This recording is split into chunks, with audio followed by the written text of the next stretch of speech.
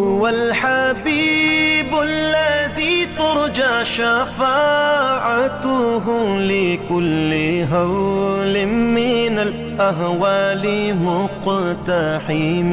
آپ ہے محبوب حق اور شافع روز جزا، ناگہانی آفتوں میں آپ کا ہے آسرا. اعوذ باللہ من الشیطان الرجیم، بسم اللہ الرحمن الرحیم.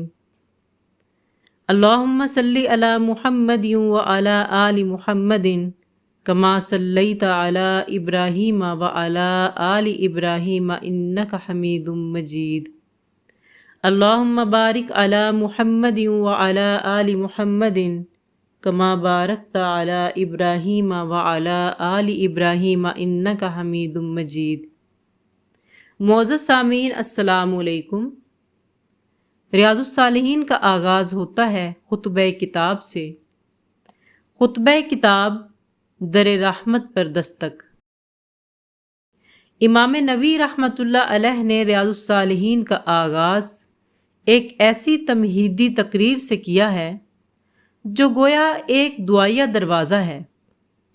یہ خطبہ کوئی رسمی دباچہ نہیں بلکہ ایک باادب دستک ہے اس علم کے در پر جسے امام نووی نے اخلاص کی روشنی سے لکھا ہے اور امت کے لیے ریاض یعنی نیکیوں کا گلزار بنا دیا ہے. خطبے میں حمد ہے اس رب کی جس کے ذکر سے دلوں کے اندھیرے چھٹتے ہیں، اور صلاۃ و سلام ہے اس نبی پر جس کی سیرت ہی اس کتاب کا محور ہے.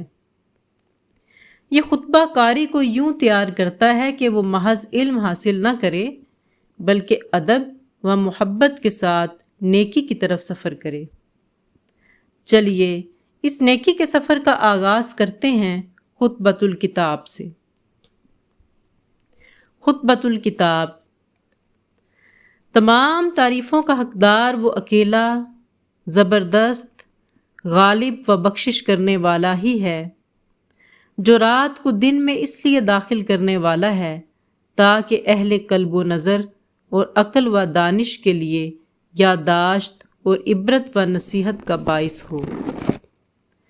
اسی ذات ہی نے اپنے بندوں میں سے بعض کے دلوں کو بیدار کر کے چن لیا اور ان کو اس دنیا سے بے رغبتی عنایت فرما کر ہمیشہ ذکر و فکر اور غور و تدبر کی نگہبانی میں مشغول و مصروف کر دیا، اور ان کو ہمیشہ اپنی اطاعت گزاری اور دار آخرت کی تیاری کی توفیق بخشی، اور ساتھ ساتھ اپنی ناراضگی اور جہنم کے اسباب سے محتاط رہنے کی ہمت دی، اور حالات کی تبدیلی کے باوجود ان کو اس پر ثابت قدم رہنے کی قوت و طاقت عنایت فرمائی. میں اس کی پاکیزہ تر اور بلیغ ترین حمد کرتا ہوں، ایسی حمد جو تمام صفات کمال کو شامل اور خوب نفع بخش ہو. اور میں گواہی دیتا ہوں کہ اس اللہ کے سوا کوئی معبود نہیں جو احسان کرنے والا سخی، نرمی کرنے والا مہربان ہے. اور میں گواہی دیتا ہوں کہ محمد صلی اللہ علیہ وآلہ وسلم اس کے بندے اور رسول ہیں اور اس کے خلیل و حبیب ہیں جو سیدھے راستے کے رہنما اور مضبوط دین کی طرف دعوت دینے والے ہیں.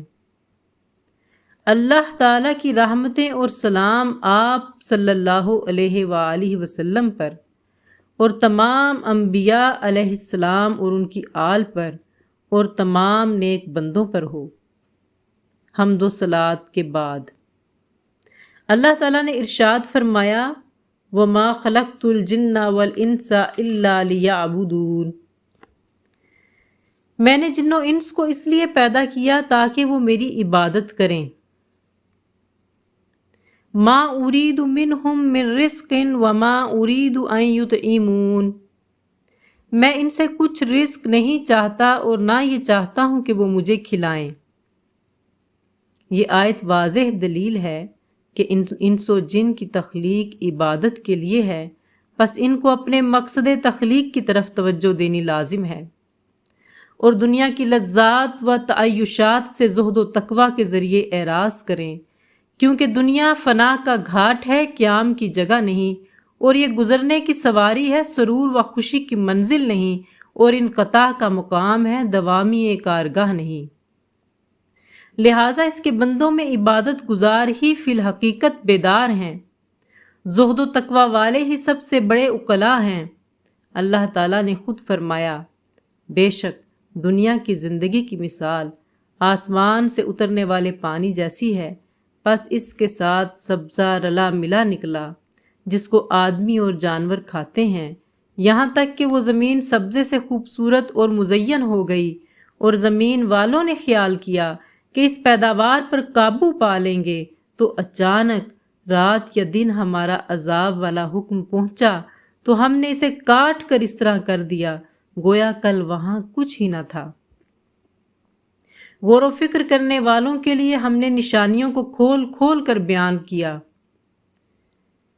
اس سلسلے کی آیات بہت ہیں، اور کسی شاعر نے کیا خوب کہا ہے، اِنَّ لِلَّهِ عِبَادًا فُتَنَا طَلَّقُوا الدُّنْيَا وَخَافُوا الْفِتَنَا۔ بے شک اللہ تعالیٰ کے کچھ ایسے سمجھدار بندے ہیں جنہوں نے دنیا کو طلاق دے دی اور دنیا کی فتنہ سامانیوں سے ڈر گئے۔ نَظَرُوا فِيهَا فَلَمَّا عَلِمُوا أَنَّهَا لَيْسَتْ لِحَيٍّ وَطَنًا۔ انہوں نے دنیا میں غور کیا، جب یقین سے یہ جان لیا کہ یہ کسی زندہ کے لیے وطن نہیں ہے۔ جَعَلُوهَا لُجَّةً وَاتَّخَذُوا صَالِحَ الْأَعْمَالِ فِيهَا سُفُنًا۔ تو انہوں نے اس کو گہرا سمندر قرار دے کر نیک اعمال کو اس کے لیے کشتیاں بنا لیا۔ جب دنیا کی حالت یہی ہے جو میں نے بیان کی، اور ہمارا مقصود جس کے لیے ہم بنائے گئے وہ ہے جو میں نے پہلے ذکر کیا، تو ہر مکلف کی ذمہ داری ہے کہ نیک لوگوں کے راستے کو اختیار کرے، اور اہل عقل و بصیرت کی راہ پر گامزن ہو، اور جس طرف میں نے اشارہ کیا اس کی تیاری کرے، اور جس کے متعلق میں نے خبردار کیا اس کا اہتمام کرے، اور اس کے لیے سب سے زیادہ صحیح راستہ اور راہوں میں رشد و ہدایت کی راہ ان احادیث سے رہنمائی حاصل کرنا ہے جو سید الاولین والآخرین سے صحیح سند کے ساتھ ثابت ہیں۔ ہمارے پیغمبر تمام سابقین اگلے پچھلے لوگوں سے زیادہ مکرم و معزز ہیں۔ اللہ تعالیٰ نے فرمایا، وَتَعَاوَنُوا عَلَى الْبِرِّ وَالتَّقْوَى، نیکی اور تقوی میں تعاون کرو۔ رسول اللہ صلی اللہ علیہ وآلہ وسلم سے صحیح سند کے ساتھ ثابت ہے کہ وَاللَّهُ فِي عَوْنِ الْعَبْدِ مَا كَانَ الْعَبْدُ فِي عَوْنِ أَخِيهِ۔ اللہ تعالیٰ اس وقت تک بندے کی مدد کرتے ہیں جب تک بندہ اپنے بھائی کی مدد کرتا ہے۔ اور یہ بھی فرمایا کہ من دل علی خیر فلہ مثل اجر فاعلہ، جو کسی کی بھلائی کی طرف رہنمائی کرے اس کو کرنے والے کے برابر اجر ملتا ہے۔ اور یہ بھی فرمایا من دعا الی ھدی کان لہ من الاجر مثل اجور من تبعہ لا ينقص ذلك من اجورہم شیئا۔ جس نے ہدایت کی طرف رہنمائی کی اس کو ان سب کے برابر اجر ملے گا جو اس کی پیروی کریں گے، اور یہ چیز ان کے اجر میں سے کچھ کم نہ کرے گی۔ آپ صلی اللہ علیہ وآلہ وسلم نے حضرت علی رضی اللہ تعالی عنہ کو فرمایا، فَوَاللَّهِ لِأَن يَهْدِيَ اللَّهُ بِكَ رَجُلًا وَاحِدًا خَيْرٌ لَكَ مِنْ حُمْرِ النَّعَمِ۔ قسم باخدا اگر اللہ تعالیٰ تیری وجہ سے ایک آدمی کو ہدایت دے دے وہ سرخ اونٹوں سے بہت بہتر ہے۔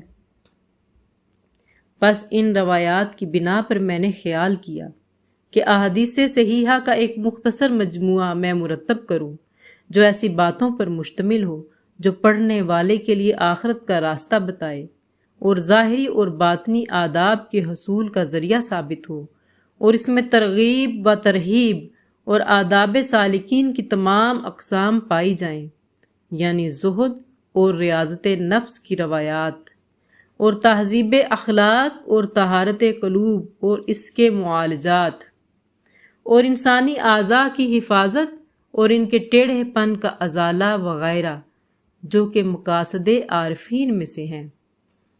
میں نے اس میں التزام کیا کہ صرف ایسی صحیح اور واضح روایات ذکر کروں گا جو مشہور کتب احادیث کی طرف منسوب ہوں گی، اور ابواب کی ابتدا قرآن مجید کی آیات سے کروں گا جو لفظی ضبط یا معنی کی وضاحت کا محتاج ہوگا۔ نفیس تنبیہات سے ان کی تشریح کروں گا۔ جب میں کسی حدیث کے آخر میں متفقن علیہ کا لفظ لکھوں گا تو اس سے مراد بخاری و مسلم ہوں گے۔ مجھے امید ہے کہ اگر یہ کتاب پایہ تکمیل کو پہنچ گئی تو توجہ کرنے والے کے لیے نیکیوں کی طرف رہنمائی ہوگی اور مختلف برائیوں اور تباہ کن گناہوں سے رکاوٹ کا فائدہ دے گی۔ میں اس بھائی سے درخواست کرتا ہوں جو اس سے کچھ بھی فائدہ حاصل کرے کہ میرے لیے اور میرے والدین، میرے شیوخ اور میرے تمام احباب خصوصاً اور عامت المسلمین کے لیے عموماً دعا گو رہے۔